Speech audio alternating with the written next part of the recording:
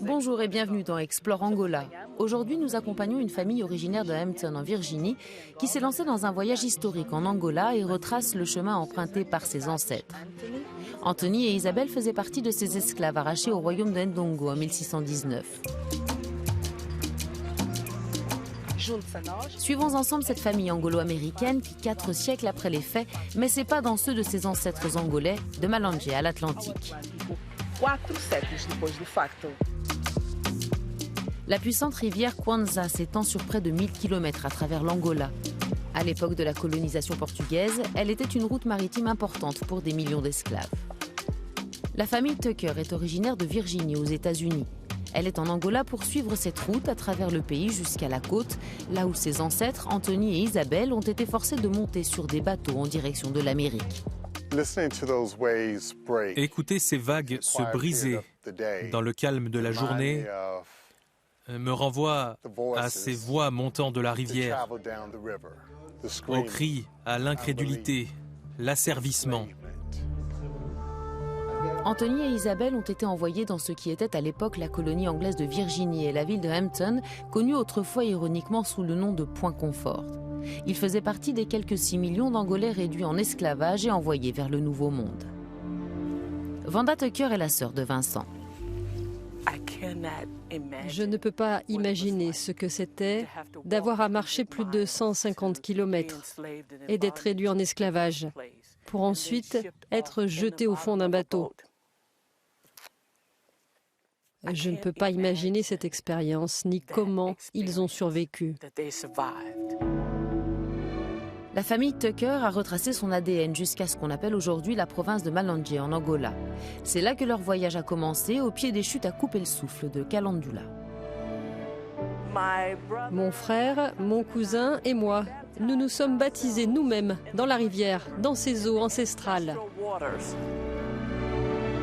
Prochaine étape, Las Piedras Negras, les pierres noires dans la province de Malanje. Le site était une base pour la reine Jinga au royaume de Ndongo, l'actuel Angola. Simplement, en regardant cette beauté, je ressens ce sentiment de waouh. C'est de là que vient ma famille. Quand Anthony et Isabelle ont été capturés en 1619, la reine Jinga luttait activement contre le commerce d'esclaves perpétré par les Portugais. Ces pierres noires étaient son refuge, un endroit où elle se protégeait son peuple et sauvait les esclaves. Y compris les ancêtres de Vanda. Je crois qu'ils étaient dans le cœur de la reine avec les autres millions d'Angolais qui étaient arrachés à cette terre. En route pour Masangano sur la rivière Kwanza et le marché aux esclaves. Le premier contingent d'Angolais qui est arrivé en Virginie en 1619 serait parti précisément de cet endroit, de ce marché. Emmanuel Cabocco est un spécialiste du patrimoine culturel. Il fait visiter Masangano aux membres de la famille Tucker et leur raconte le calvaire qu'ont vécu leurs ancêtres il y a 4 siècles. Ces esclaves arrivaient là en file indienne. Ils étaient vendus puis baptisés avant de partir depuis les ports, ici. Pour la famille Tucker, ce voyage en Angola est révélateur à la fois par sa beauté et par l'histoire choquante qu'ils veulent à leur tour raconter. Carolita Jones est l'une des cousines des Tucker. Cette histoire doit être racontée. J'aimerais que tout le monde puisse en faire l'expérience, surtout les Afro-Américains qui savent qu'ils ont des racines en Afrique. S'ils veulent commencer quelque part, c'est ici qu'ils peuvent le faire. Pour Carolita, ce point de départ pour les esclaves africains doit être reconnu mondialement par l'UNESCO. Le corridor de Kwanza a les caractéristiques idéales pour être inscrit comme un site du patrimoine mondial.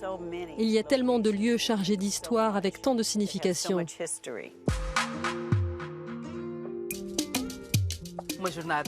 Ainsi se termine le voyage historique d'une famille angolo-américaine qui retourne à ses origines angolaises. C'est tout pour Explore Angola. Vous pouvez revoir ce reportage sur la page spéciale Angola sur euronews.com.